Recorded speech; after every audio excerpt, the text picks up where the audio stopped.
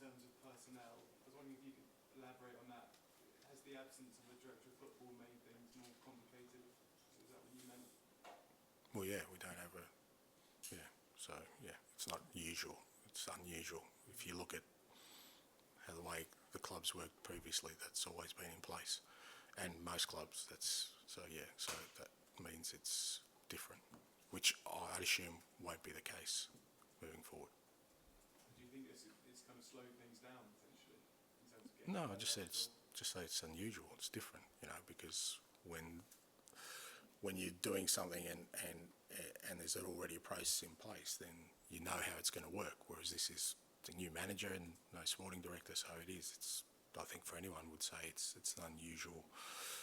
You wouldn't call this, usually you'll have one or the other, you know, maybe a new coach or maybe a new sporting director, but there's processes there. Here you've got both, so you're going into a window where, you know, a lot of things that are usually embedded in this kind of period aren't there. Are you expecting that situation to be resolved sort of fairly soon? Yeah, I think there's no doubt it will, yeah. I mean, I think that's definitely the club's plan, but I thought, you know, I think it's fair to say that going into this window, there was no point rushing that kind of appointment, particularly with a new manager in it, and I think the kind of thinking behind it was that, you know, probably the best way to charter this unusual process is to just have, you know, less sort of involvements with new people as possible. And, you know, so far, like I said, the evidence, when you see the players who've bought in, I think we've navigated it pretty well. Matt? Are you able to tell us what's happened with Hugo Lloris? No, not really. I mean, again, I haven't been involved at all in that process because it's really a decision for Hugo, the club, and, you know, whatever decision he makes for himself. So it's not like it's something that's kind of in my sphere of responsibility at the moment. But if he's still with you, is he one of those who's going to be left out of the squad? He seems a little bit different to the others, for example, who you'd probably say will fight for their places. Or... Yeah, I think I've already said I'm not going to have sort of 3 sort of first-team goalkeepers on my list. I think I said that 2 weeks ago, and particularly, you know, when we're talking about the homegrown quota, it doesn't make sense for us to have 2 foreign goalkeepers on the list. So, and that Hugo knows that, and I think I said that at least 2 weeks ago. And are you able to say, is this his decision? Is it his drive for a change in his career? Again, I mean, Hugo can speak for himself. You can ask Hugo, but I think that was fairly evident from what I understand. But I haven't anything different being told to me. Jack? And you said as well, speaking to Alistair, I think, about how there's been a lot of change in terms of the squad this season. It's been busy, a lot of ins, a lot of outs, and it wasn't going to be like that in windows going forward. Has it been more than you anticipated, or do you think this was exactly what you needed to do? I come in sort of, you know, in terms of my expectations of not sort of locking myself into any sort of certain course of action where I think you have to have change, because sometimes I've gone into clubs and thought, you know, not much needs to change, but ultimately, again, I think I said last week that change means change. You know, we needed to change personnel, we needed to change, the club decided to change direction in terms of, you know, the football we wanted to play. I decided that we needed new coaching staff, so there has to be change. The reality of it is this team finished 8th last year, so I think that's kind of gives you an indication of where the club was at and what it thought it needed, and I've taken that on board, and I haven't been blocked in any sort of way in making the changes that I wanted to, and that's what we'll continue to do. It has been a lot of change, and you know, whether it's probably not ideal in the short term, but the fact that we've handled that well and the playing group handled that well is a good sign, I think. There's obviously been lots of moving parts. Do you enjoy this part of the job this time of the year, or would you rather just be focusing on coaching? No, like I said, I love this part of the process because you know, this is, you know how challenging it is. It's really difficult. you know, there's going to be, like I said, many bumps on the road where everything that you do gets questioned and decisions get questioned and all these kind of things, and I love that. You know, I love that process. I mean, when things are going well, you obviously enjoy it, enjoy the success, but usually when you get to that point, you reflect back on the beginnings and you realise that none of it would have been possible if you didn't sort of stay strong and true to what you want to do right at the beginnings of things. And like I said, this has been, I don't know, it's probably the 5th or 6th rebuild in a row I've done. Every job I've gone into, and I've loved every minute of it. I enjoy it.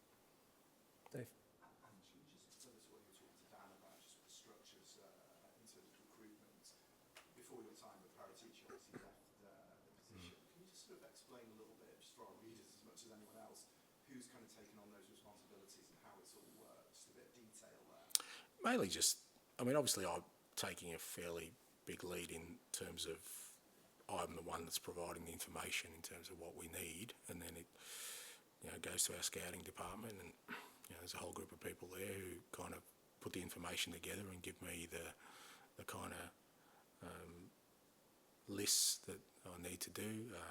Some of it is just players who come on the market, and then again they're given to me to have a look at. Do I think they'll fit the profile? And then I'll give them the feedback, and then that gets passed on to the people who do the sort of negotiation side of it. I was just going to say, just totally away from everything else, do you have a comeback date for Bentancur? Yeah, not a defined one, but he's getting closer. I think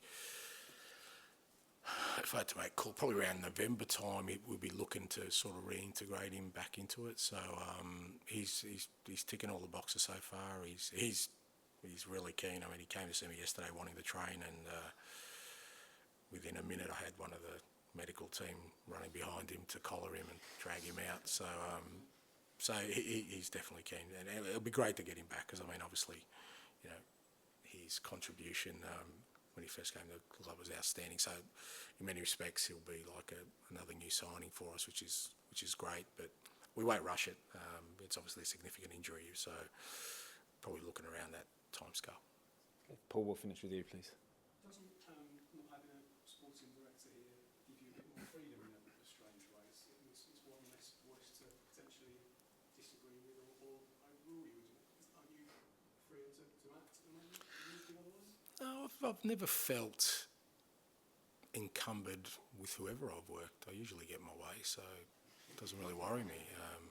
But you know, I don't have total control, because obviously I have control of one side of it. Of, you know, this is the player I think fits a profile, but you know, there's a whole range of other things that then come into it from a financial perspective, from all these other kind of things that I have zero control. So then obviously other people then take over then. So it's not like just can go and do what I want. But look, it's one of the things I'm really strong on. I just wouldn't see the sense in bringing a player in that I didn't think fit. I don't care who was giving him to me or who was sort of putting him forward.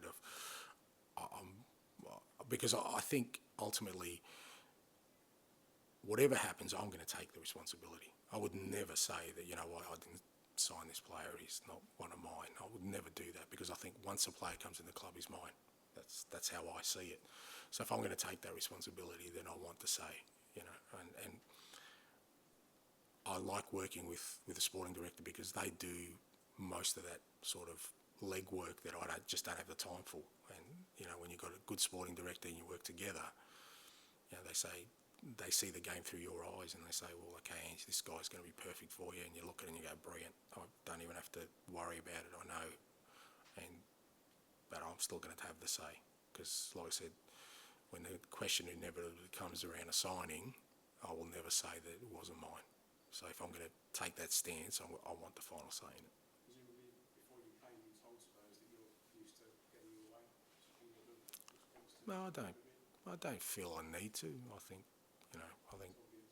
well, I hope it is. I don't say it in an arrogant way. I'd like to think that gives people comfort that, like I said, I'm going to take responsibility for it. You know, I think that's my role. So it's not like I go around just telling people what to do. I want people to know, to be at ease, that whatever decisions we make, as a collective, I'll take responsibility for. So Ange, you're obviously going to have a big say in who that sporting director will be then, right? Well, not necessarily. What I will have a say about is that, you know, whoever that may be, is that they get to know me and understand me. That's. I'm not going to point the person. I'm certainly not going to get involved in that process. But, you know, again, the club, I think, have already sort of got a clear idea of the way I work and the way I think and the way I want my teams to play, and whoever that person is, it'll be, you know, him. It's my role then to get him to understand me and see the game through my eyes. Okay. Do you have any clarity on when Scott might start work? Oh, mate, come on. I've got enough on my plate, mate. That's not on my brief, mate. Sorry. Thanks, guys. Thank you. I apologise for that. That's all right, mate. It's always a fun, mate.